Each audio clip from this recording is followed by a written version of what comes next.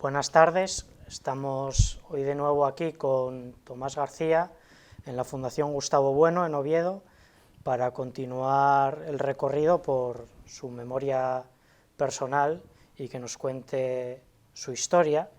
En la última sesión habíamos dejado el asunto en su infancia en León y hoy continuaremos con su adolescencia y si llega, pues incluso su juventud.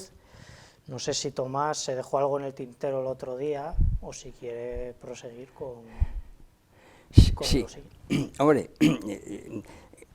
gracias, Iván. Siempre quedan cosas en el tintero, pero el par de asuntos que se me olvidaron, que son importantes, van a salir ahora. De manera que voy a someterme a este pequeño guión que he hecho precisamente para no perdernos, ¿verdad? Porque es que si no... Bueno, y además tengo que decir que, claro, como la memoria personal a la que te has referido antes es muy frágil, pues yo creo que hay que reforzarla con documentos, con asuntos objetivos que realmente le permiten a uno pues reconstruir esa memoria personal, ¿verdad? Claro, esto es así. Bueno, entonces lo que vamos a intentar pues exponer hoy con el mismo método, es decir, de tratar de, por supuesto, poner sobre la mesa los datos ideográficos personales, pero siempre que se entiendan sobre la base pues de un contexto sociológico, de unas instituciones, de unos personajes, de una filosofía que nos rodeaba por todas partes, de unas nematologías, ¿verdad?, de unas tertulias, en fin, esto sin eso, pues los datos particulares personales pues carecen de significado, creo yo, Iván. Entonces, lo que vamos a intentar exponer hoy es precisamente lo que se corresponde con mi adolescencia, y que es una adolescencia que la paso en un internado, en un seminario. Esta es la cuestión, ¿no? Y que va desde 1957 a 1961, fecha en la que aquellos padres misioneros que me acogieron resolvieron que ya no podía seguir en aquel internado. Luego lo voy a contar como es. Y sí que voy a aprovechar precisamente para entrar en los entresijos de lo que era un seminario en aquel momento, y entonces pues ceñirme precisamente a asuntos que yo he ido recordando, pero que lo he reconstruido con documentos que tengo en casa, con reliquias, y sin duda alguna. Bueno, vamos a ver. El internado al que fui a parar a la edad de cumplidos ya los 10 años y hecho el ingreso, como ya conté el otro día, pues es un seminario regentado por los padres misioneros del Sagrado Corazón, curiosamente, que tenían el seminario para niños, ¿verdad?, para adolescentes, en Valladolid, justamente a las faldas del Cerro de San Cristóbal. Alguna vez cuando he hablado con Alberto Esteban, él conoce perfectamente aquella zona, y de eso supongo que ya no quedará nada, vamos, en una palabra, ¿no? Y entonces, pues, era esto, un centro para adolescentes, porque el noviciado, atención, lo tenían en una población que está sonando mucho hoy día, que era Canet de Mar, y luego el escolasticado para los que superaban toda esa fase estaba en Logroño, así que, pero bueno, yo no pude ni siquiera pasar al noviciado, por lo que contaré después, claro, y en esto pues los padres misioneros sabían seleccionar tanto para dar entrada a los adolescentes como para decirles, pues, son muchos los llamados y pocos los escogidos, ¿no? Que era la frase. Bueno, pero no nos vamos a adelantar. esta orden, y es la primera reflexión, precisamente para que estos datos biográficos pues queden enmarcados en un contexto, ¿verdad? Esta orden religiosa pues era una orden francesa, y el fundador es el padre Julio Chevalier. Tengo una fotografía aquí de él. Yo en aquella época, cuando con 10 añitos, pues yo no reparaba en absoluto en el hecho objetivo de que se trataba de una orden francesa, ¿no? A mí los padres misioneros me hablaban en español, todo se hacía en español, pues entonces Y entonces yo operaba en aquella época de mi infancia, por así decirlo, con una concepción distributiva de las totalidades. Para mí, todas las órdenes, pues, pertenecían, por así decirlo, al mismo patrón, que es la Iglesia Católica, y entonces, pues qué más daba que fueran franceses, españoles o alemanes o italianos, en fin, que aquello pues lo mismo daba, ¿verdad? En aquella época, claro. Pero luego con el tiempo yo me planteé la siguiente cuestión: ¿por qué esta orden de los padres misioneros del Sagrado Corazón, aparte de abundar en uno de las esencias del catolicismo, que es eso, corazón, amor, ¿verdad? Deus caritas es, y entonces estaban continuamente con el asunto del corazón y del corazón de Cristo, de lo que nos amaba, y etcétera, etcétera, nos había amado y demás, ¿verdad? Y entonces, precisamente, en función de este exceso de amor, pues, de alguna manera emprendieron misiones, claro, en lugares remotos, ¿verdad? Pues, por un lado, como Francia tenía pues una vocación en los mares, el mar Índico, en los mares de Australia, pues tenían misiones en Nueva Guinea, Papúa, una cosa curiosa, ¿verdad? Pero, y aquí viene el asunto, que luego yo lo reinterpreté desde la dialéctica de los estados, una vez que aprendí esta manera de ver la historia, una doctrina de don Gustavo, ¿verdad? Me di cuenta, porque otra misión, otras misiones las dirigían precisamente a Hispanoamérica. Yo decía, bueno, ¿y qué pintan los franceses en Hispanoamérica? Y con el tiempo me fui dando cuenta, después de que hice alguna reconstrucción, de que realmente pues ahí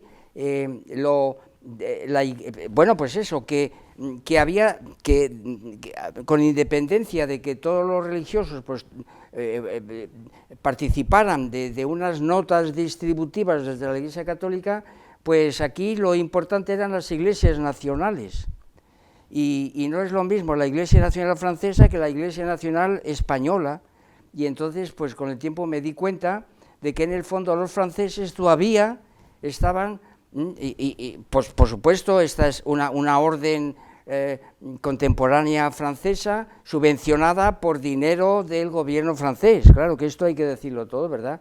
Y entonces yo ahí empecé a reconstruir, y ¿por qué tenían que tener misiones en Hispanoamérica? Bueno, pues ahí la Iglesia Nacional Francesa quiso competir con la Iglesia Nacional Católica, y sobre todo para cambiar la etiqueta Hispanoamérica por Latinoamérica.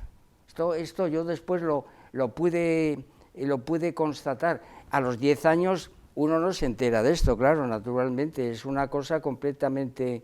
Pero luego, pues, con el tiempo yo me di cuenta perfectamente de que ahí había una maniobra por parte del Estado francés y de la Iglesia Nacional Francesa para, de alguna manera, competir con España. O sea, aquí estamos nosotros, vosotros es verdad que habéis hecho algo pero, en tiempos, pero ahora es nuestro tiempo, ahora nos corresponde a nosotros, porque vosotros lo habéis dejado inacabado.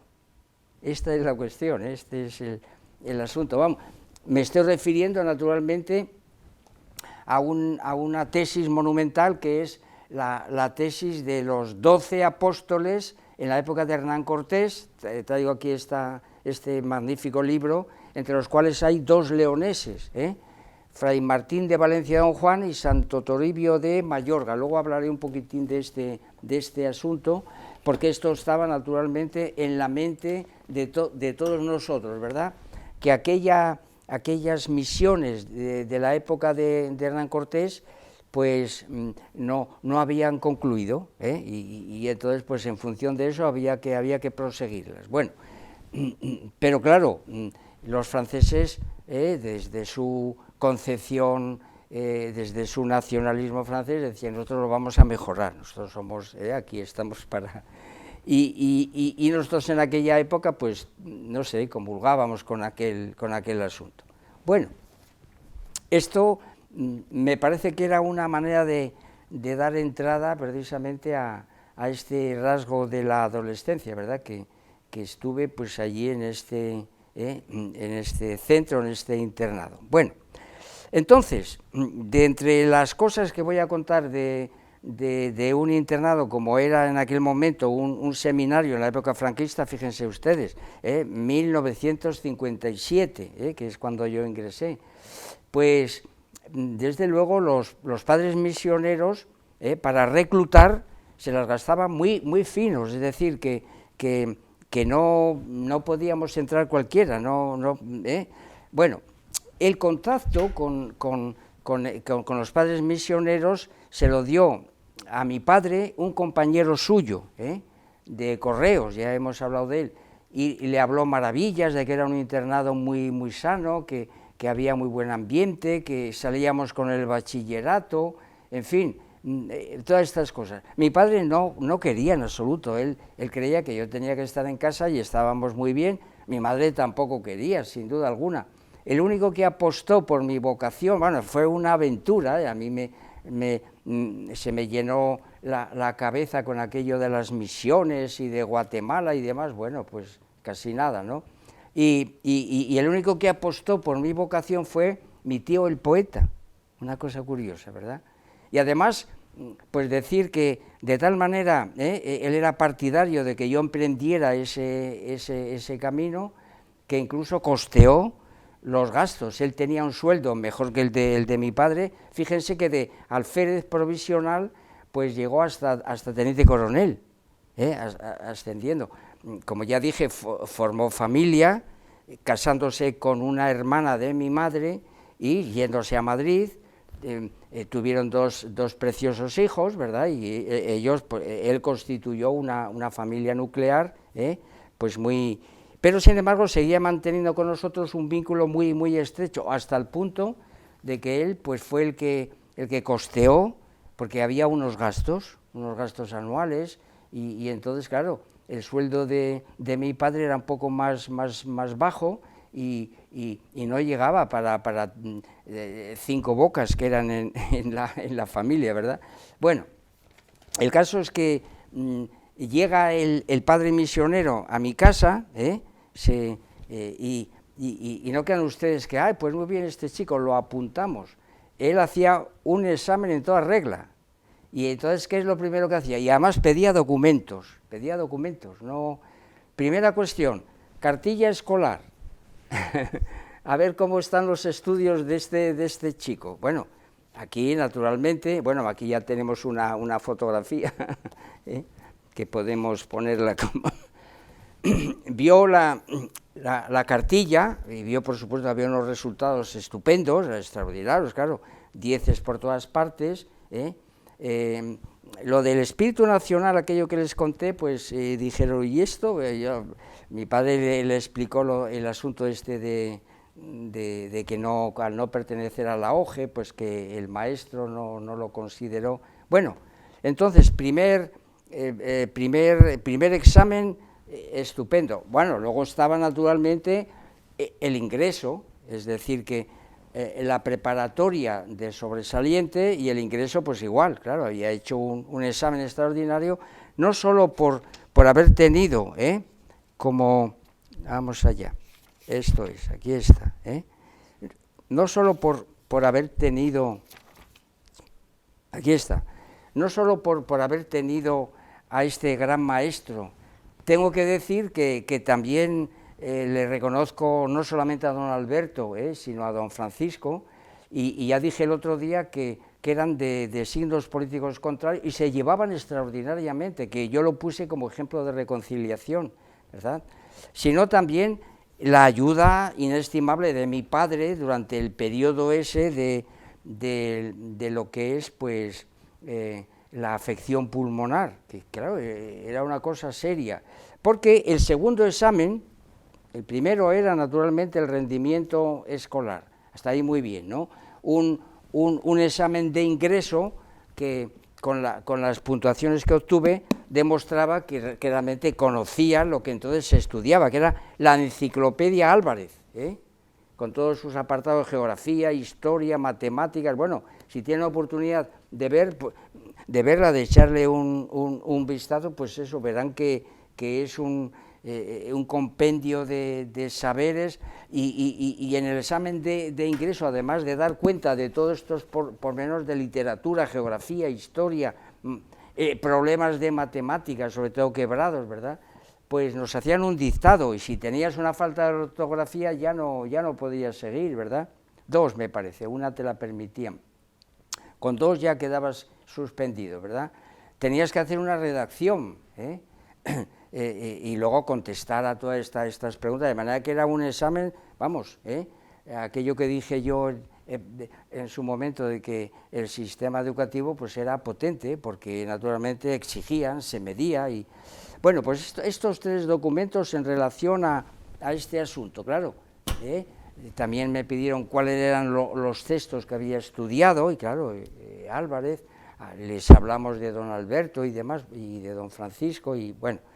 Y el segundo examen era de carácter biológico, es decir, la salud, es decir, certificados de vacunación, claro, porque era un internado donde íbamos chicos de 10 años, y entonces los padres misioneros se tenían que cubrir tenían que cubrirse pues en salud, ¿verdad? Y entonces, pues claro, vio que las cosas de la vacunación estaban en orden, y además se enteró de que acababa de superar de forma sorprendente con el certificado médico de doña Saturnina Mainhausen, ¿verdad?, de que había superado pues una enfermedad grave, peligrosa, gracias a la penicilina. Y aquí tengo que hacer mención también a mi madre, de una manera absolutamente directa. Si, digamos, el diagnóstico, el tratamiento, la auscultación cada cierto tiempo con rayos X de doña Saturnina Mainhausen, que también ejercía como en la seguridad social después, pero también en su casa particular, ¿no? Y dada la amistad que tenía con mis padres, pues era un tratamiento completamente gratuito, generoso. Por eso yo le estoy, qué gran generosidad, ¿no? Bueno, pues el brazo armado de doña Saturnina era mi madre, que aprendió como enfermera, por así decirlo, a inyectar, a poner inyecciones, de manera que toda la penicilina que me curó, que me salvó la vida, pues me la inyectaba mi madre. Y luego ya les conté cómo los frasquitos de penicilina los utilizábamos mi hermana y yo, mi hermana pequeña y yo, para jugar a los futbolines, con los tapones de colores y una canica, pues estábamos ahí horas y horas jugando. Bueno, esto en relación a lo que podíamos llamar lo que he llamado yo el reclutamiento, y de la misma manera que eran muy exigentes estos padres misioneros para dar entrada, ¿no?, para aceptar a un muchacho, a un adolescente, luego también, por supuesto, eran muy exigentes a la hora hacían el seguimiento, y si veían que ciertas virtudes que eran propias de seminarista, pues no se mantenían en todo su esplendor, pues naturalmente recomendaban que abandonaras, con aquella frase de muchos son los llamados y pocos los escogidos. Bueno, el siguiente asunto que sí que del que me gustaría decir algo, es el plan de estudios, lo que se estudiaba en el seminario.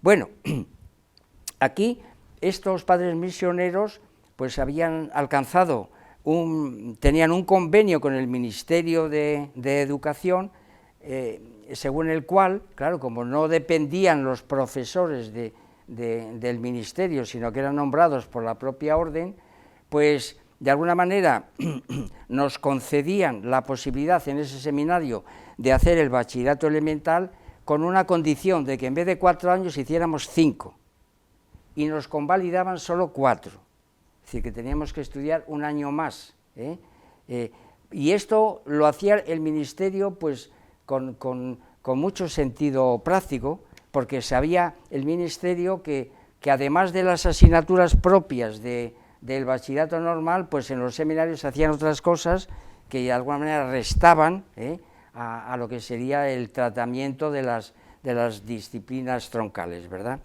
Y esto es lo que voy a decir, es decir, que en ese bachillerato elemental, pues claro, por supuesto, teníamos lengua, historia, geografía, matemáticas, física y química, pero ahora vamos a hablar de algunas peculiaridades. Claro, la primera peculiaridad, el latín. Si en el bachillerato se empezaba, pues me parece que en segundo de bachillerato o en tercero, allí era desde el primer día, desde el primero y todos los días, o sea que latín estudiábamos muchísimo y al salir, pues claro, teníamos mejor preparación que otros chicos que empezaran de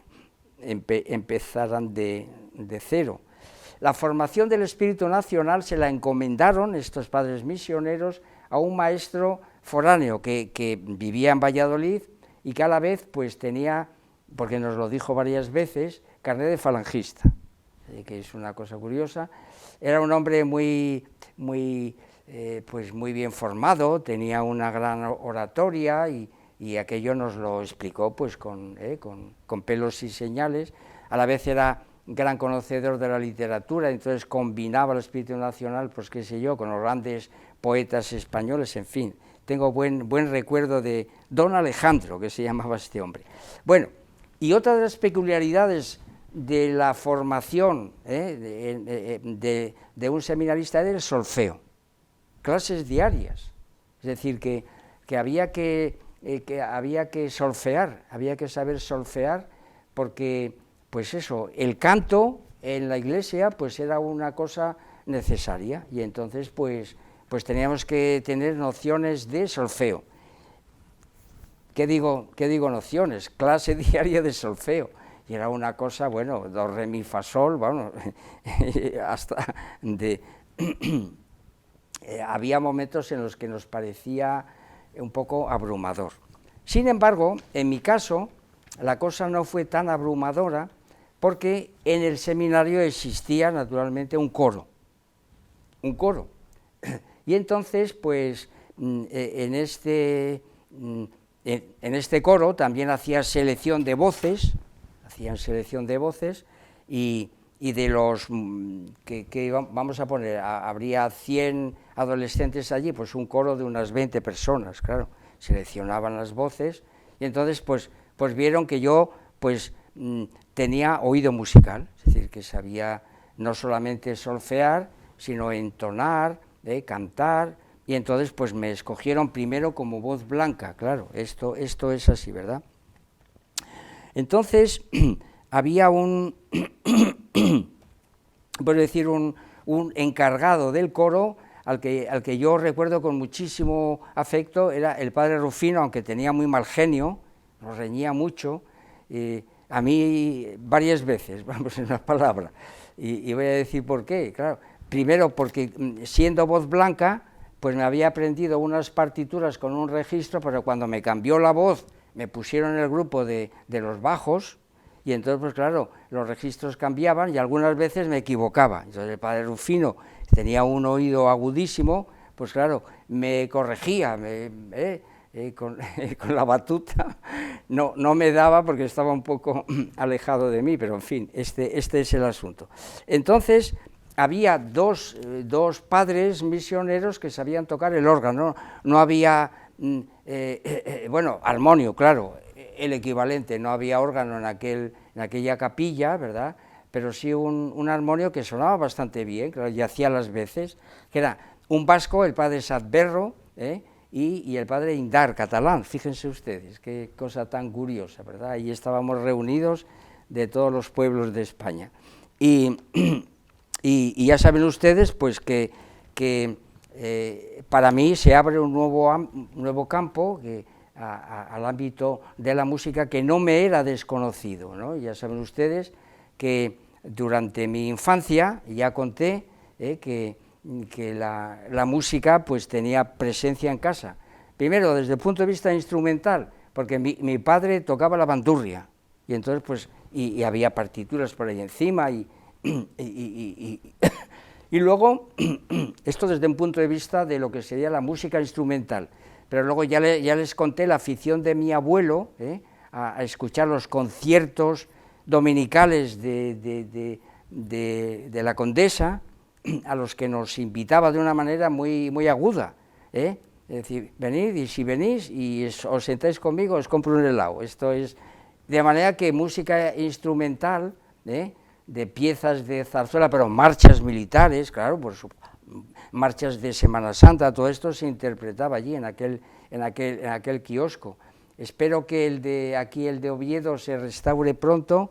Bueno, no lo sé si, porque yo seré el primero en asistir a esos conciertos, vamos, estoy seguro que me va a tener para mí resonancias, bueno, y sepan ustedes que claro, que no hay solo música instrumental, también hay música vocal, que era mi caso, y entonces, ¿quién ejerció como verdadera maestra en música vocal? Pues mi madre, que tenía una voz extraordinaria, cantaba como los ángeles, y cantaba pues lo que son las canciones propias de la liturgia religiosa, es decir, ella nos las enseñaba, vamos, todo esto, pero también cantaba arias de zarzuela, pues que yo recuerde precisamente que las cantaba estupendamente, por ejemplo, Katiuska de Sorozábal, pero también La Dolorosa del maestro Serrano,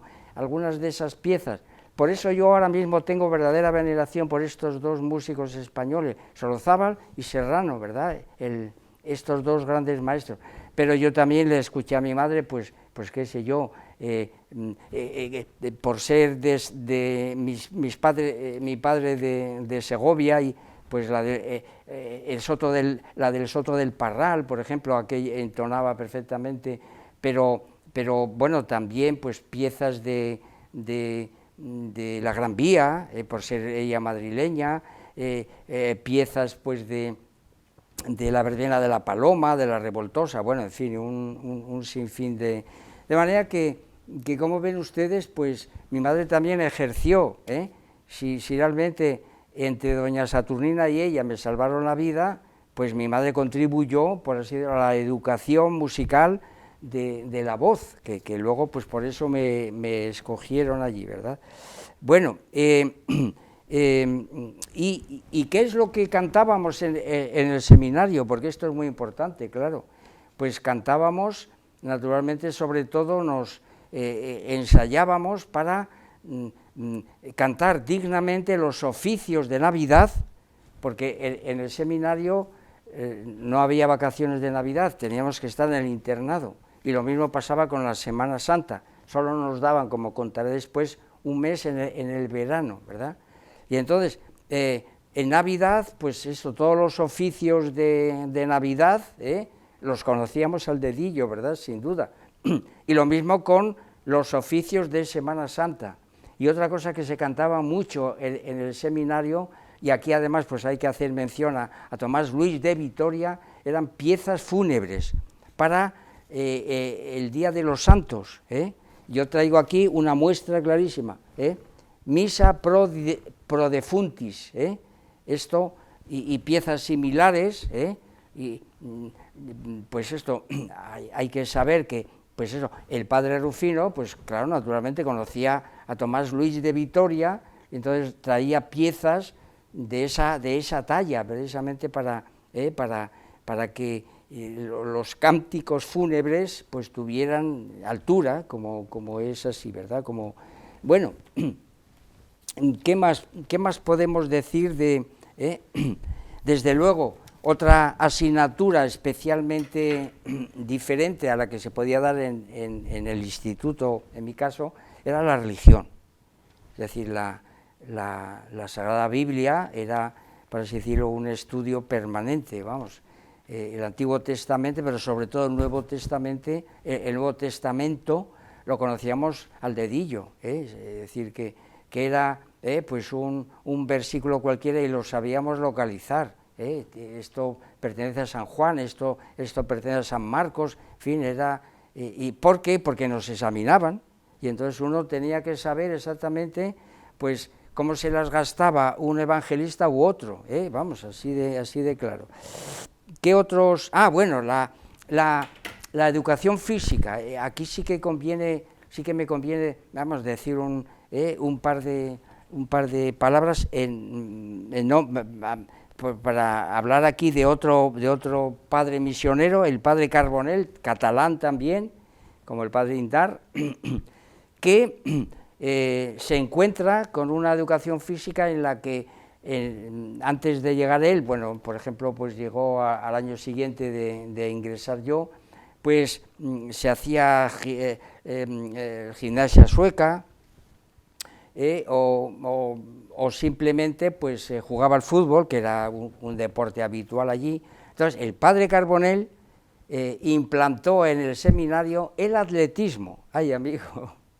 Y además qué discurso nos lanzaba, ¿no?, sobre el valor del atletismo, y en sus discursos, fíjense ustedes, yo aprecié la ideología propia del régimen.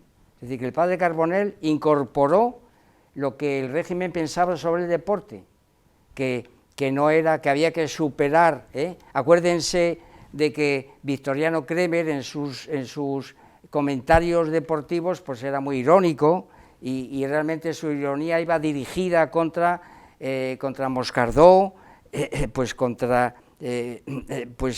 contra el Ola Olaso, que era el que dirigía el asunto y contra Cajigal. Y entonces realmente el padre Carbonell lo que enarboló allí pues es el lema del olimpismo, el lema de lo que es el atletismo, ¿verdad? El Citius Altius Fortius, el más veloz, el más alto, el más fuerte, el más alto. Y esto nos lo inculcó él, como diciendo, bueno, chicos, vosotros que vais a ser seminaristas, tenéis que ser los más rápidos, los más fuertes y los más altos, y eso se consigue a través del atletismo. Entonces realmente instaló allí entonces pues nos hacía correr, saltar, jabalina no, pero disco sí, y peso también, O sea que todas esas modalidades atléticas las instaló este buen hombre, este padre Carbonell. Bueno, otra peculiaridad, esto en relación, esto que he dicho, pues en relación al plan de estudios. Otro asunto curioso que me llamó muchísimo la atención es que nos enseñaron a marcar el paso, es decir, era así como una instrucción militar. Y yo en aquel momento pues yo no, y precisamente le encomendaron esa misión de la instrucción militar a este padre que tocaba el armonio, que era el padre Sadberro. El padre Sadberro, este vasco era muy simpático, muy curioso, muy fuerte, él, muy bravucón, ¿verdad? Y entonces yo en aquel momento no entendía en absoluto nada de lo que suponía esto de marcar el paso. Sin embargo, he reconstruido aquel fragmento, episodio de mi vida, de mi biografía, cuando leí a don Gustavo. Fíjense, en 1989, don Gustavo escribe bajo el seudónimo de Pedro Belarmino, la objeción de conciencia.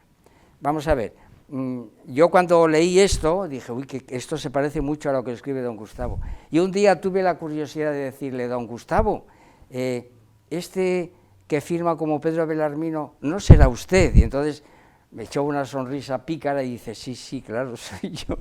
Pero como eran cosas un tanto escabrosas en aquella época, lo del servicio militar, ¿verdad?, pues él, digamos, que se reservó el... Y entonces, como saben ustedes, pues aquí, en esa objeción de conciencia, la tesis que ofrece don Gustavo sobre el asunto, lo intercala con unas referencias a unos cursos célebres, los complutenses y los salmaticenses,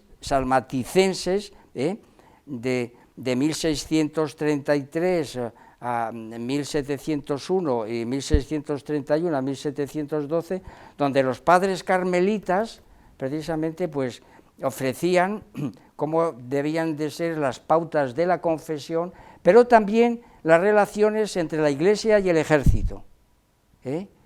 Luego don Gustavo añade lo que dice la Constitución del 78, donde por supuesto hay una referencia, pero esto ya es más tarde, a los seminaristas, a lo que en realidad la situación de los seminaristas, a los que pues hay que hacerles algo así como prórrogas, mientras sean seminaristas, hasta que no salgan, pues prórrogas, como si fueran prórrogas de estudio, ¿verdad?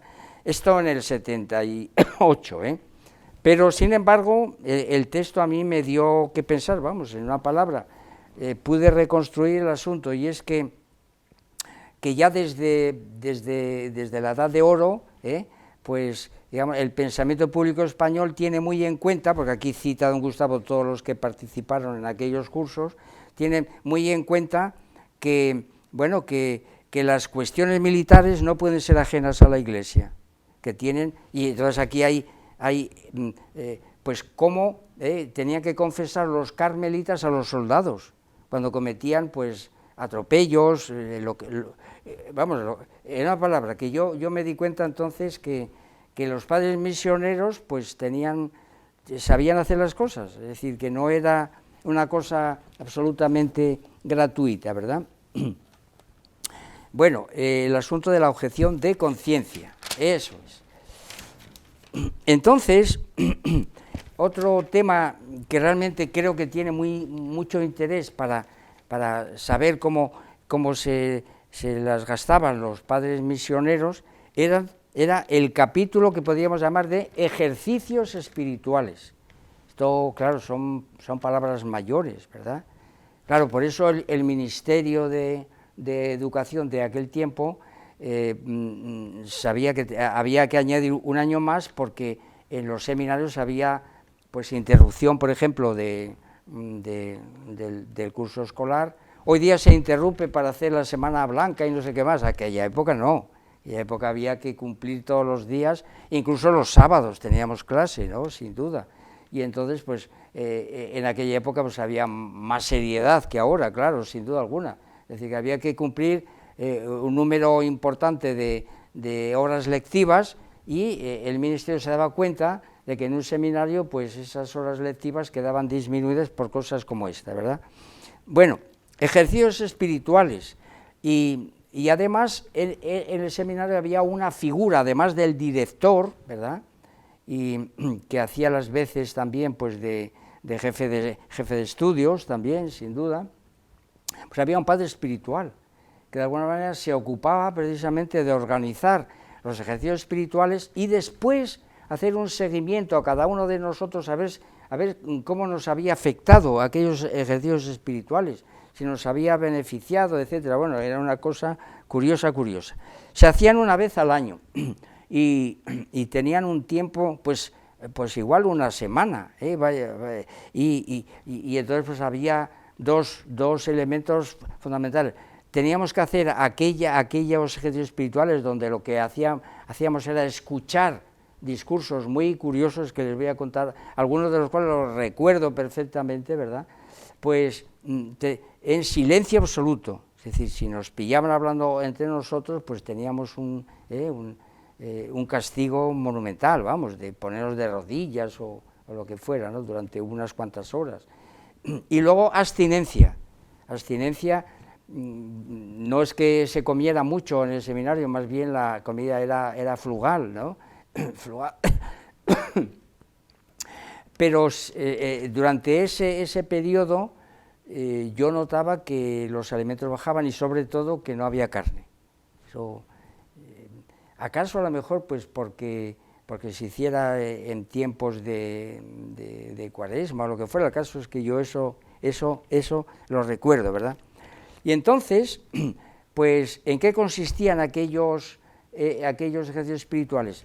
Pues había dos tipos de discursos, completamente, a mi juicio, bien diferenciados. Los que tenían que ver con un análisis de lo que podíamos llamar nuestra conciencia personal. ¿Por qué? Pues porque y recurrían los padres misioneros a San Ignacio de Loyola.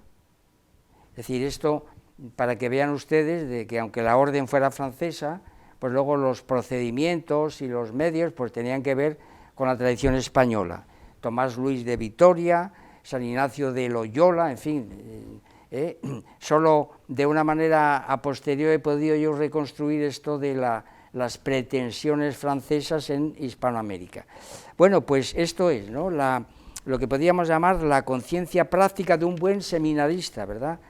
Qué escrúpulos, qué cosas teníamos que tener en cuenta en relación pues con el vestido, con los alimentos, con el estudio, con el esfuerzo, con la pureza, claro, naturalmente, aunque no hubiéramos hecho, esto es muy importante, claro, para un seminarista, votos de castidad, pues prácticamente en los ejercicios espirituales se venía a sugerir, ¿verdad? Claro que aquello era fundamental, ¿verdad?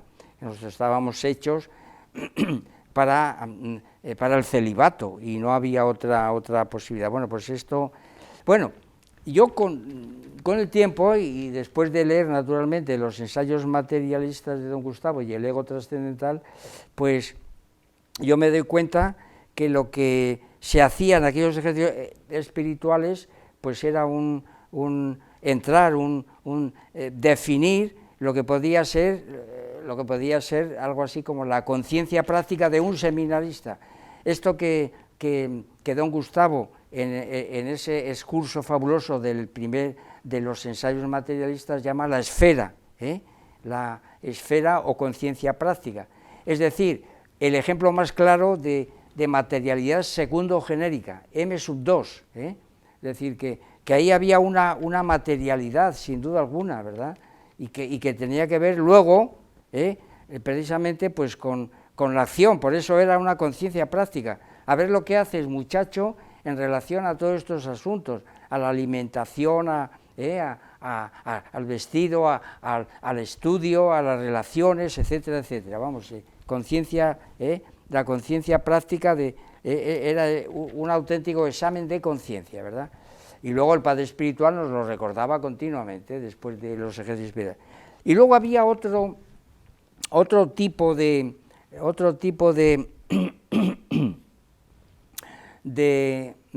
discursos que yo ahora, pues por lo que se decía allí, pues tenía que ver naturalmente con Santo Tomás de Aquino, sin duda alguna.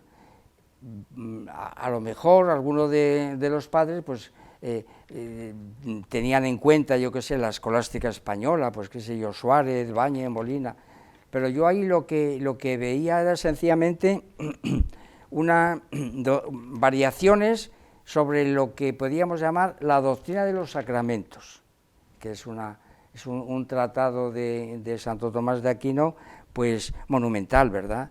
Es decir, que en tanto en cuanto íbamos a ser ordenados sacerdotes, el orden es un sacramento y aunque nuestro objetivo era pues las misiones, es decir, evangelizar, sin embargo también había una función primordial que era pues administrar sacramentos y para ello teníamos que saber lo que eran y ahí pues es decir, el tratado de los sacramentos de Santo Tomás de Aquino yo lo aprendí ahí.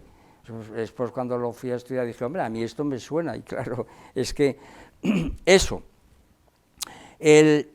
el bautismo es la generación, la confirmación es el aumento de la espiritualidad, la Eucaristía es la nutrición, así lo explica Santo Tomás de Aquino, utiliza, por así decirlo, pues metáforas absolutamente biológicas, la penitencia es la curación, es decir, que el alma enferma y entonces pues se cura con la penitencia, y la extremaunción pues es eso, prepararnos para la gloria final. Y luego, por supuesto, pues estaban el matrimonio, el sacramento del orden, muchos son los llamados, pocos los escogidos, y aquellos que no fueran escogidos, pues teníamos que optar pues por el otro sacramento, que es el del matrimonio, ¿verdad? Es decir, porque es una obligación, es un deber de la naturaleza. Yo entonces, lo que yo escuché en aquella, cuando hablaban del matrimonio, que a mí me extrañaba un poco, pues de alguna manera lo he podido reconstruir precisamente gracias a ese fabuloso artículo que tiene don Gustavo en el mito de la felicidad, cuando habla precisamente de Santo Tomás de Aquino, de la inversión que hace Santo Tomás de Aquino con respecto a Aristóteles, y cómo Santo Tomás de Aquino pues recupera las felicidades terrenales, frente, por ejemplo, contra los que está pensando Santo Tomás, que son los albigenses, ¿verdad? Y entonces, pues, Santo Tomás de Aquino considera que no es ningún pecado, pues, la riqueza, el tener recursos económicos, entre otras cosas, para comprar indulgencias, por ejemplo, ¿verdad? Pero tampoco es ningún pecado, pues, los placeres carnales, siempre que vayan dirigidos precisamente a la reproducción. Y nos decían en aquel momento, de la misma manera que la gloria es el motor propio que dirige, que tiene que dirigir los comportamientos de un misionero o de un militar, obtener gloria, porque después eso se va a traducir en la gloria eterna, pues los placeres carnales, pues por así decirlo, son el acicate propio de la reproducción, es decir, sin placeres sexuales, pues no hay reproducción, y entonces pues Santo Tomás de Aquino lo reconoce abiertamente, y estos padres pues lo decían clarísimamente esto, verán, que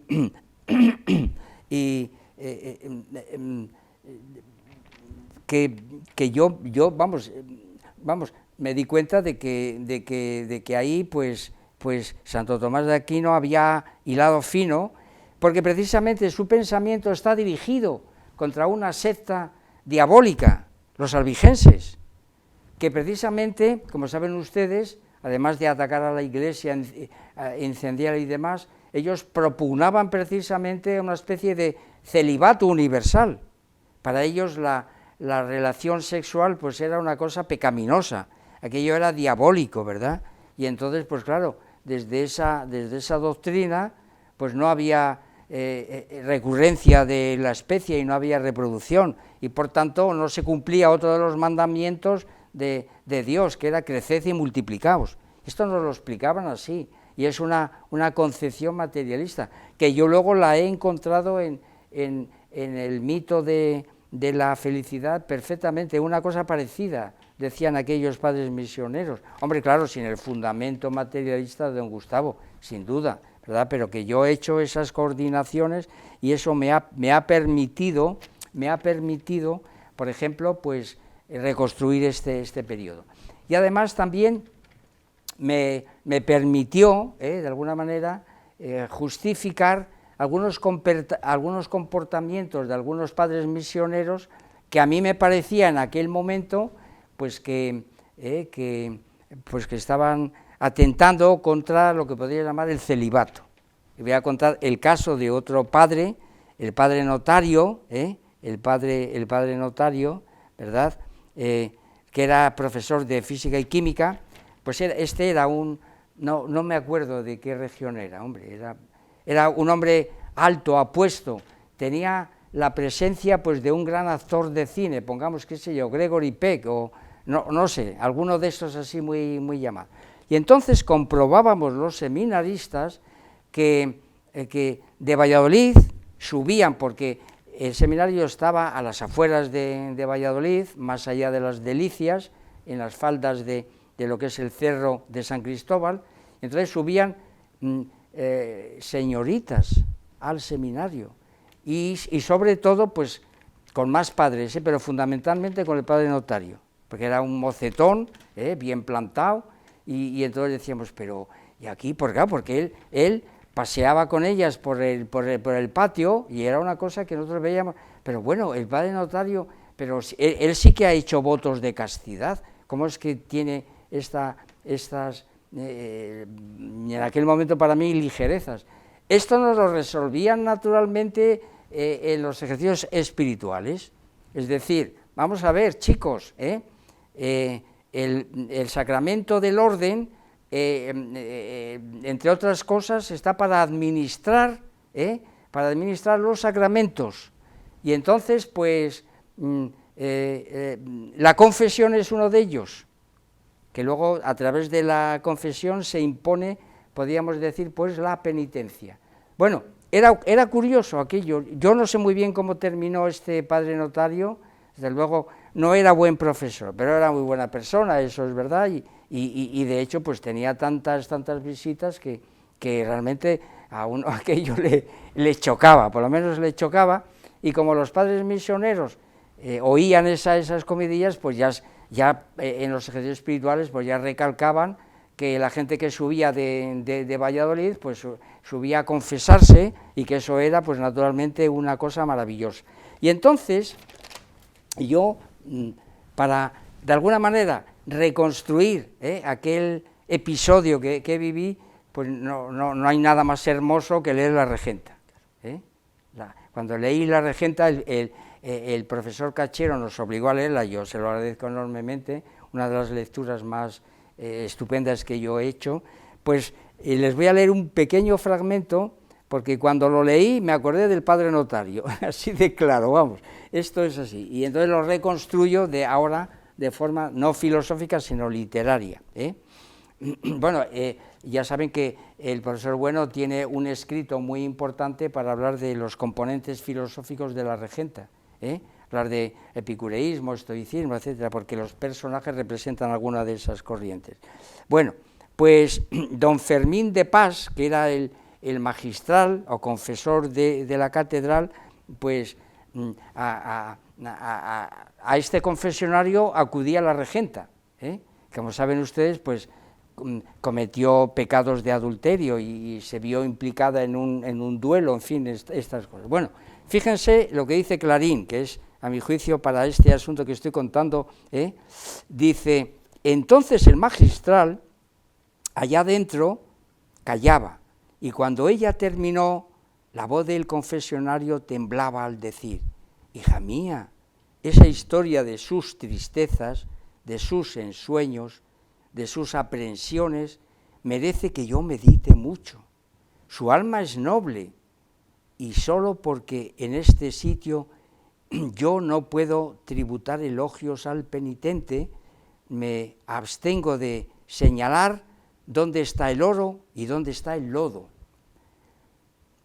y de hacerle ver que hay más oro de lo que parece. Sin embargo, usted está enferma, Santo Tomás de Aquino. Toda alma que viene aquí está enferma. Claro, pues eso es lo que nos decían ellos. Toda alma de jóvenes de Valladolid que vienen aquí a confesarse con el padre notario, pues es que están enfermas y necesitan la ayuda del padre notario. Aparte de su carácter de institución divina, esto es, sin embargo usted está enferma, toda alma que viene aquí está enferma. Yo no sé cómo hay quien hable mal de la confesión, aparte de su carácter de institución divina, aún mirándola como asunto de utilidad humana, ¿no comprende usted, y puede comprender cualquiera, que es necesario este hospital de almas para los enfermos del espíritu? Vamos, una cosa, esto es lo que nos decían ellos cuando veían que estábamos escamados. Bueno, el padre, de manera que desde esa perspectiva pues se despejaban nuestras suspicacias, pero a mí se me volvieron a encender cuando leí la regenta, claro, porque don Fermín pues también se las traía, ¿no? Así que bueno, este es el asunto. Bien, otro tema curioso, del que voy a decir dos palabras nada más, es lo relativo a lo que sería el estudio, las lecturas y las salidas, porque los padres misioneros también cuidaban esas cosas. Sabían que un misionero que tenía que ir al mundo, pues no podía desconocer lo que pasaba alrededor, ¿verdad? Y entonces, pues vamos a empezar por las salidas, ¿verdad? Pues nos hacían, por ejemplo, y nos llevaban, por ejemplo, a una población muy cercana, que es Boecillo, precisamente para que viéramos cómo era la zona rural, cómo eran los campesinos, y pasábamos por bosques hermosos de pinos, esto andando, caminando. Pero en otra ocasión decidieron precisamente llevarnos en excursión, atención, al Valle de los Caídos. ¿Y qué es lo que contaban los padres misioneros? Pues que era un edificio que suponía la reconciliación entre los españoles. Así nos lo explicaban ellos. Miren, mirad, el escultor de estas maravillas que veis aquí, pues era de izquierdas, sin embargo, pues el objetivo pues es la reconciliación, bueno, este asunto, ¿verdad? Bueno, salíamos naturalmente a la ciudad de Valladolid para cosas muy particulares, como por ejemplo las procesiones de Semana Santa. Ya saben ustedes que Semana Santa en Valladolid es una maravilla, claro.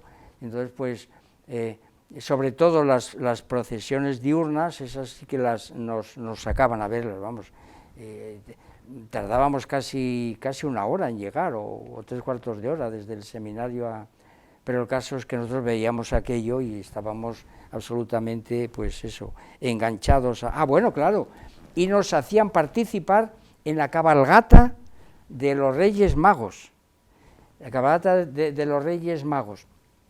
Y entonces, pues aquí precisamente iba yo a traer unas fotografías en las que nos disfrazaban, por ejemplo, pues de pajes del faraón. Y tengo yo un par de fotografías en las que estoy disfrazado junto a Alberto Hidalgo, que fue compañero mío de seminario, atención, y compañero mío de coro. Él también tenía buena voz, y cuando nos cambió la voz, a él lo escogieron como tenor y a mí como bajo. De manera que ahí estuvimos, todos estos oficios de los que los he hablado, pues los hemos cantado él y yo en el mismo coro, ¿verdad? Y hemos contribuido a la cabalgata de Reyes Magos, pues él y yo, disfrazados de la misma manera y llevando... El próximo día traigo esas fotografías, se lo prometo, porque son realmente pero que muy curiosas, ¿verdad? Bueno, entonces, esto por un lado.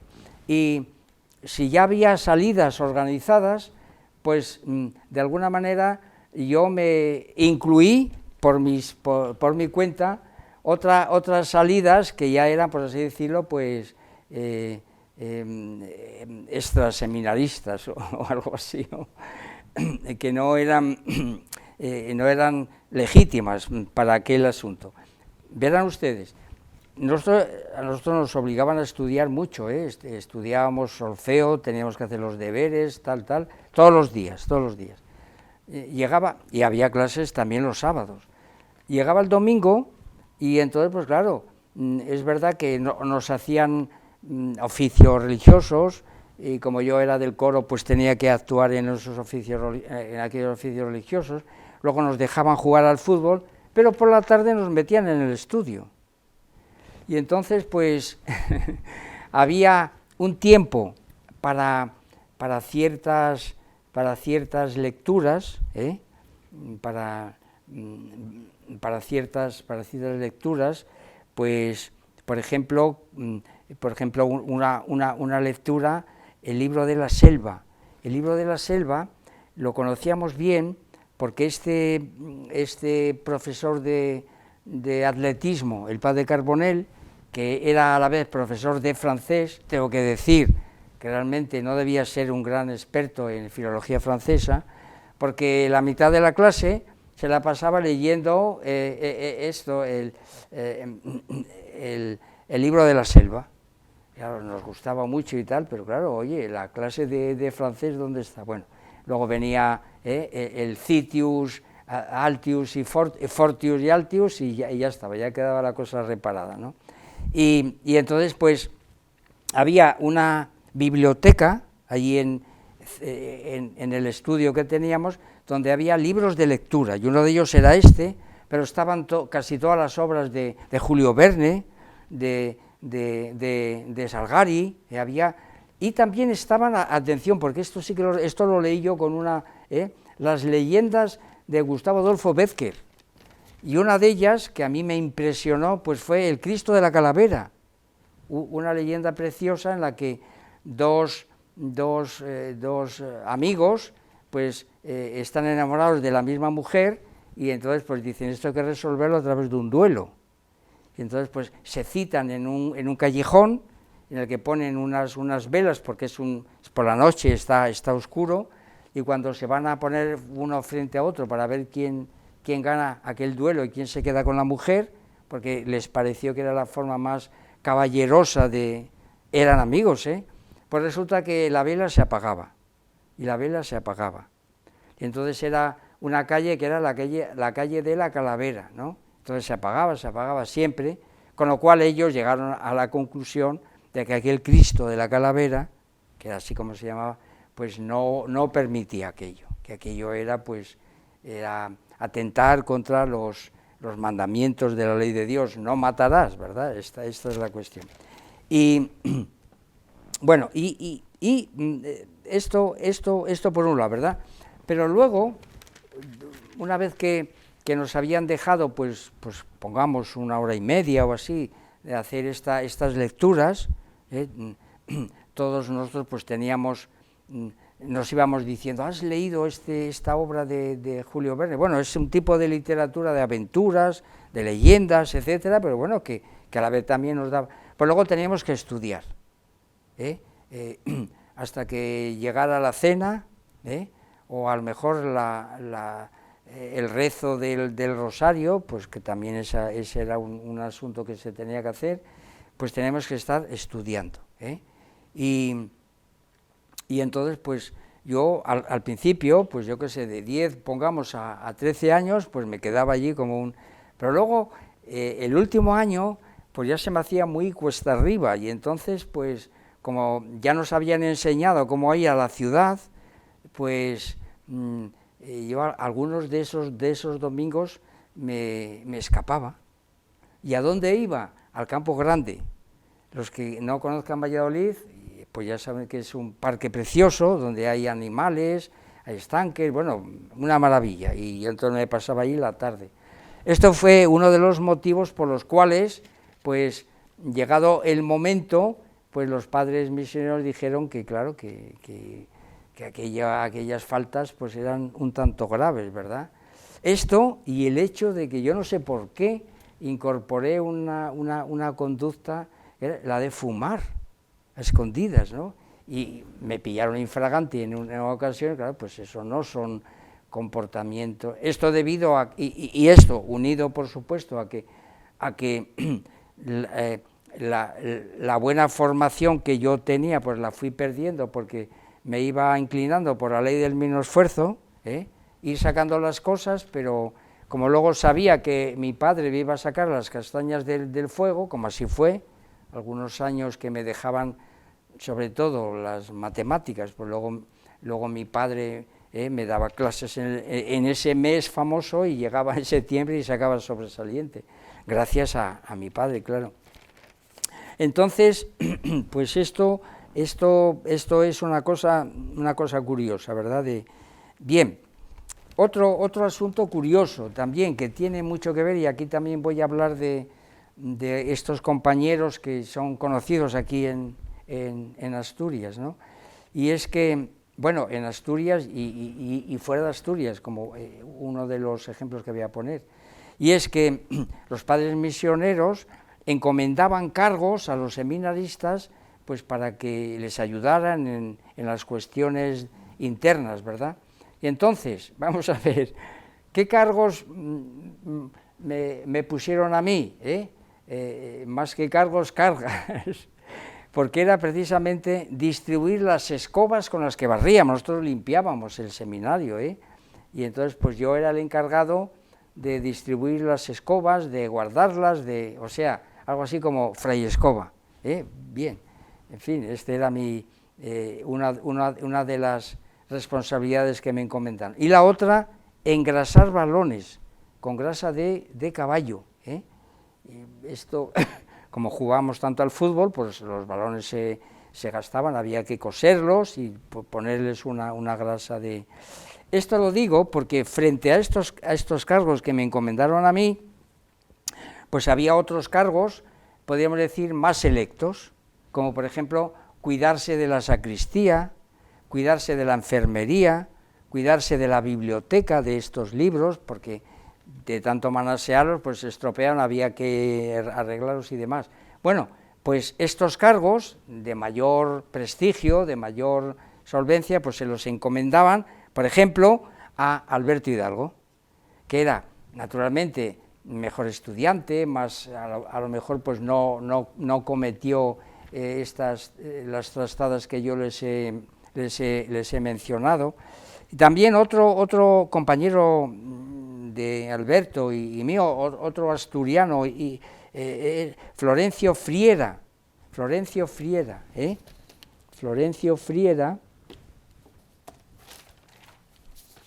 vamos a ver, es un asturiano que, llegado el momento, se puso, cuando salió del seminario, él era un buen estudiante, y pues yo creo que llegó hasta el escolasticado, no se lo puedo asegurar, o no, a lo mejor no. Bueno, como lo dudo, pues entonces lo dejamos ahí. Miren lo que dice don Gustavo de Florencio Friera, ¿no? En el año 2001, don Gustavo escribe Identidades y educación, la perspectiva de un filósofo. Es decir, que este hombre del que hablo yo, y no digamos Alberto Hidalgo, que fue, como saben ustedes, pues miembro de su departamento durante muchos años.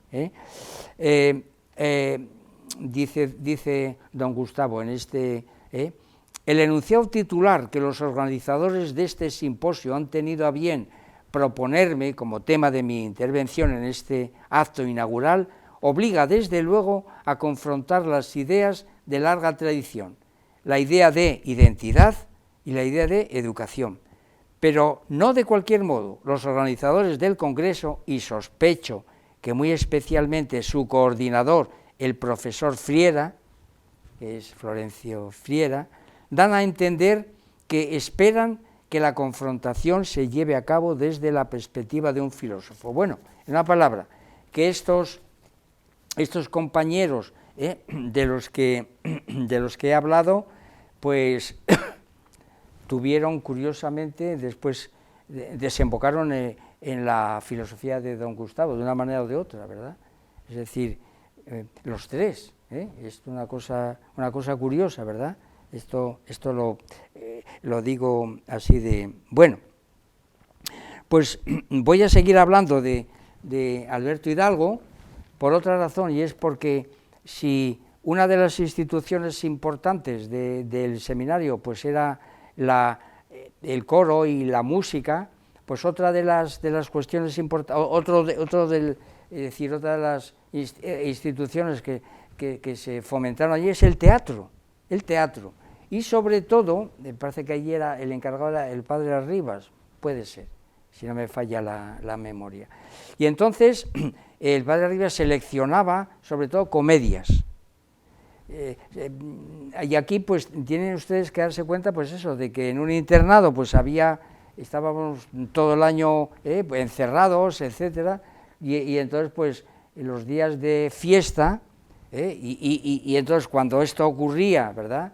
alguna celebración que tenía que ver con el aniversario, por ejemplo, del padre Julio Chevalier o con otros personajes, ¿verdad?, o alguna festividad religiosa, pues se representaba, teníamos teatro, teníamos realmente escenario, se representaban comedias. Y entonces, pues resulta que de aquella, y había dos actores fundamentales allí. Uno era Alberto Hidalgo y el otro era Silverio, un compañero mío, hermano, curiosamente, de Gaspar García Laviana, del que también hablaré ahora a continuación. Bueno, tengo yo que decir, ¿verdad?, que eran, pues bueno, eran unos actores extraordinarios, vamos, esto de estar en escena, esto lo reconstruyo yo ahora desde el texto de don Gustavo sobre la esencia del teatro. Para mí eran actores de primera, por supuesto, lo que allí se representaba eran siempre comedias, normalmente, porque lo que los padres misioneros buscaban era hacernos reír. Claro, y entonces, pues estos dos compañeros, pues eran unos actores de primera, yo esto lo tengo que reconocer, vamos, se lo he dicho también a Alberto, de verdad, sin duda alguna, vamos, porque lo que ellos hacían allí, pues era una labor extraordinaria y estupenda. Bueno, ¿y qué tengo que decir de Gaspar García Laviana? Pues que, hermano de Silverio, pues este era de un curso superior al mío, o dos, ¿verdad?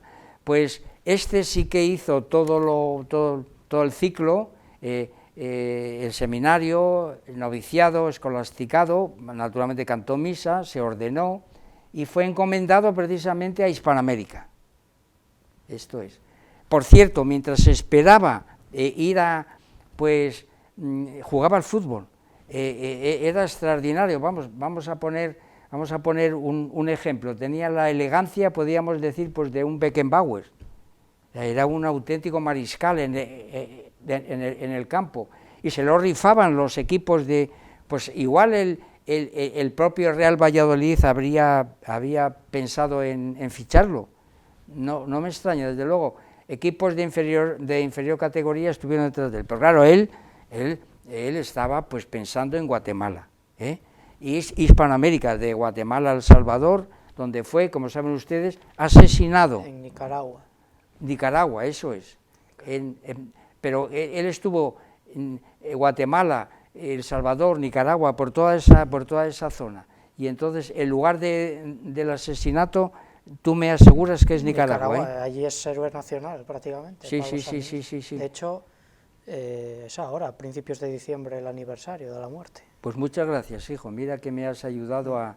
Y entonces, pues yo le recuerdo como un hombre, pues eso, cargado de energía, y que pues podía haber triunfado como futbolista, y sin embargo, pues ahí fue y yo tengo que decir, claro, que la figura de Gaspar García Laviana, al cual le hacemos aquí un homenaje póstumo, yo la he reconstruido también desde otro escrito de don Gustavo, que es en las cuestiones conlibetales, cuando aborda el asunto de la teología de la liberación.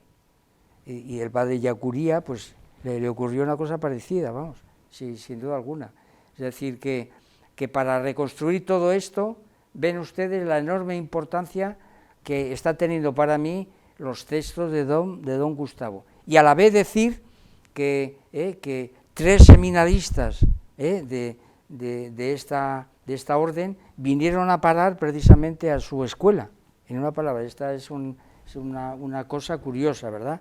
Vamos, sin duda alguna. Bueno, este detalle. Otro tema que sí que me gustaría comentar es el análisis de otra institución que estaba muy próxima a la nuestra, que es el Reformatorio de Valladolid. Atención a esto, es decir, que pongamos por caso, se veía desde nuestro seminario, desde el edificio, veíamos el edificio del Reformatorio, donde iban a parar, pues esos chicos que habían delinquido o que estaban en proceso de algún juicio, bueno, algunos de ellos, muchachos, pues bueno, ya se sabe que en aquella época la edad penal era diferente, en fin, esto es, ¿no? Bueno, pues no crean ustedes que los padres misioneros nos alejaban totalmente de aquella institución, todo lo contrario. Y además nos decían, no os creáis que vosotros sois de rango superior a estos chicos. Atención. Y entonces, ¿de qué manera contactábamos con los muchachos del reformatorio? Pues yendo al reformatorio nosotros y viniendo ellos al seminario, de la siguiente manera, a través de competiciones deportivas, no solamente futbolísticas, sino atléticas. Ahí el padre Carbonell organizaba estas cosas, ¿verdad? Y jugábamos al fútbol y luego resulta que estos chicos en su sistema educativo pues tenían también la música. No era música religiosa, sino música para bandas. Y entonces organizaron en aquel reformatorio una banda de trompetas. Y entonces, ¿qué hacían estos chicos? Naturalmente, por ejemplo, en la cabalgata de Reyes Magos asistían, eran siempre invitados, ¿no? Estaban allí los chicos del reformatorio, ¿verdad? Pero los padres misioneros les pedían que vinieran al seminario precisamente a hacer el pasacalles en nuestras festividades. De manera que nosotros nos despertamos muchísimos días al año con la música interpretada por los chicos del reformatorio, con los que llegamos a tener, pues eso, una amistad y una confianza, pues curiosa. Es decir, seminaristas y muchachos de reformatorio en el mismo, bueno, una cosa que yo, vamos, lo cuento para que se vea exactamente cómo funcionaban las cosas en aquel momento, vamos, en una palabra. Esto lo tengo yo banda de trompetas. Bueno, y ya vamos a concluir contando dos cosas curiosas que tienen que ver con esta época, esta etapa de la adolescencia. Una de ellas, lo que yo llamo clases extras de etnología, que tienen que ver pues con el hecho de que los padres misioneros que estaban en Guatemala, primero era Guatemala el lugar, luego parece que ampliaron a Nicaragua, El Salvador, etcétera. Primero era fundamentalmente Nicaragua. Y entonces esos padres viajaban alguna vez a España, venían al seminario a insuflarnos algo así como ánimos de proseguir, ¿no? Y eran precisamente los que enarbolaban esto. Es decir, que aquellos 12 apóstoles escogidos en la época de Hernán Cortés, pues no habían completado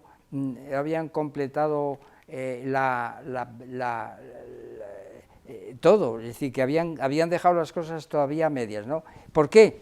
Porque nos contaban exactamente todo lo que hacían allí, cómo eran las parroquias, las actividades, sobre todo agrarias, de los nativos, ¿verdad? Pero sobre todo traían filminas, imágenes. Yo recuerdo las de Chichicastenango, en Guatemala,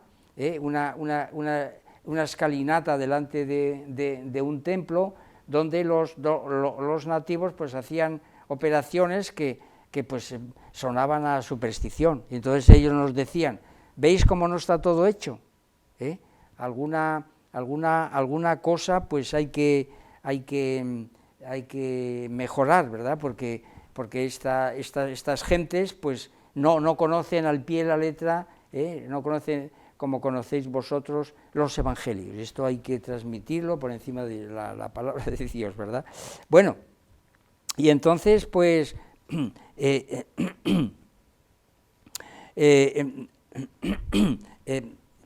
en una palabra, pues,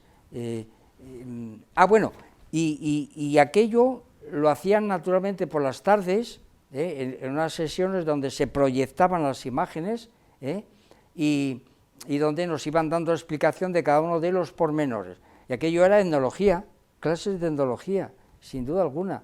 Es decir, que sin ellos ser grandes conocedores de los grandes etnólogos y antropólogos, yo qué sé, Levi-Strauss o Malinowski, etcétera. Sin embargo, aquello para mí pues eran verdaderas clases donde me abrían a un mundo y por supuesto me disparaban los deseos de ir a Guatemala con un proceso de evangelización.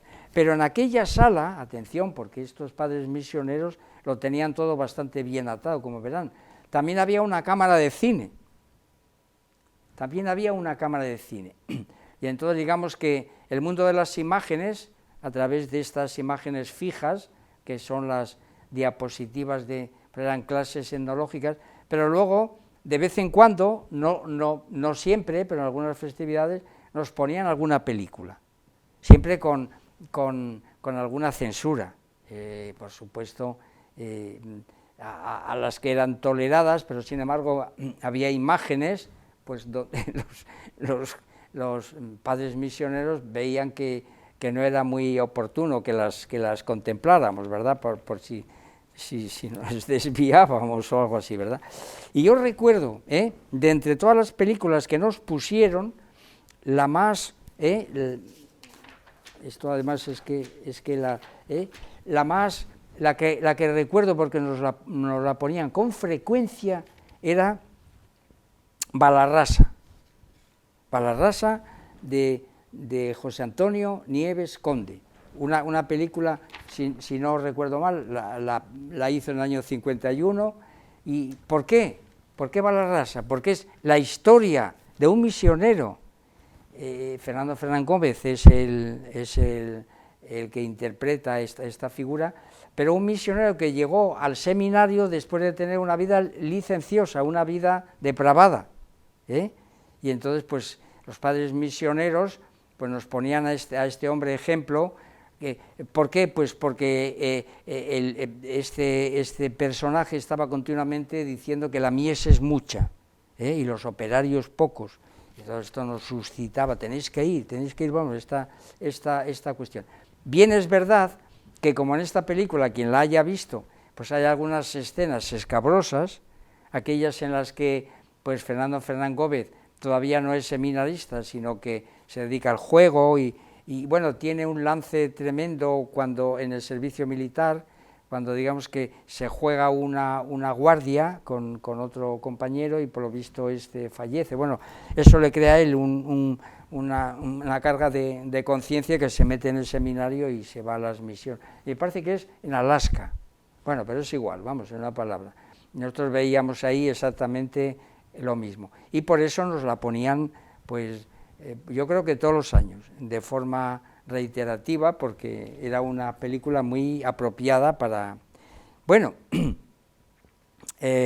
bien, y entonces ya vamos a terminar de una manera, pues un tanto, puedo decir, más, eso es, que es lo que podríamos llamar lo que ocurría o lo que ocurrió en eso que he llamado el mes de vacaciones, ¿verdad?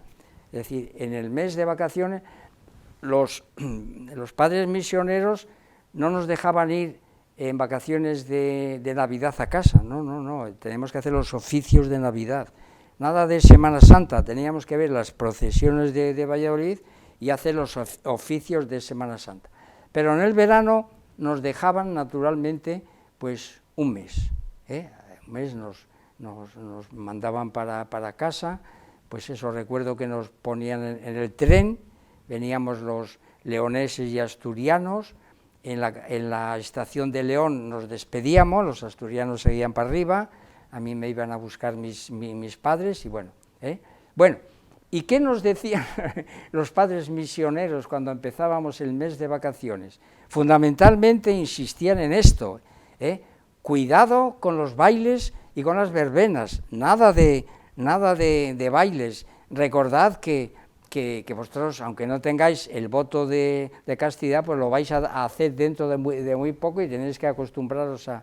pues que esa era, para así decirlo, para nuestra conciencia práctica, la orden definitiva, cuidado con los bailes. Y luego nos decían, claro, y mucha iglesia, es decir, que aunque es un mes fuera del seminario, pues, bueno, yo entonces, ¿cómo interpreté esto? pues dije, bueno, yo creo que la mejor manera de cumplir estas órdenes, pues es oficiar de monaguillo, claro. Sabíamos naturalmente asistir yo todavía me recuerdo, que tu es Deo fortitudo mea, guare mera y puliste, igual tisi sincedo, es decir, cómo teníamos que contestar al que hacía la misa, ¿verdad? Vamos, era un lenguaje en latín. La misa se hacía, por supuesto, de espaldas al público, pero nosotros le teníamos que contestar, asistir y demás, ¿no? Y yo, digamos que el oficio de monaguillo, pues lo aprendí en el seminario, y dije, bueno, pues nada, voy a ofrecer mis servicios a la iglesia más cercana, que era la de San Marcos, es decir, ese hermoso edificio plateresco, y entonces pues yo me ofrecí pues en aquel momento a los padres jesuitas, que eran quienes lo regentaban, y que vivían justo enfrente, es decir, que está la iglesia de San Marcos, está la plaza de San Marcos, y luego enfrente había unas casas, pues ellos vivían allí, eran los padres jesuitas. Bueno, y entonces, pues, ¿qué voy a contar yo aquí? Sencillamente, lo que podríamos llamar, y con ello terminamos, pues lo que serían las pillerías de un monaguillo, de un monaguillo especial, que durante todo el año pues es seminarista, y durante ese mes pues hace de la primera pillería o la primera trastada, que yo cada vez que la recuerdo es que no es decir, digamos que ayudar a decir la misa para mí era muy agradable, porque a la vez pues nos ponían una vestimenta especial según el tiempo. Si estuviéramos en Pentecostés, en Cuaresma, etcétera, teníamos una sotana de diversos colores, no siempre negra, la había verde, la había roja, ¿verdad? Y entonces era una cosa un tanto y luego un roquete blanco, y entonces pues, bueno, pues otros monaguillos y yo, ¿qué es lo que hacíamos? Aprendimos a subir al tejado de San Marcos, y entonces corríamos por encima del tejado para habernos caído alguna vez. Vamos, eso para mí me parece una travesura, una trastada que raya, pues eso, con la temeridad. Es decir, ¿por qué? Porque íbamos con la sotana.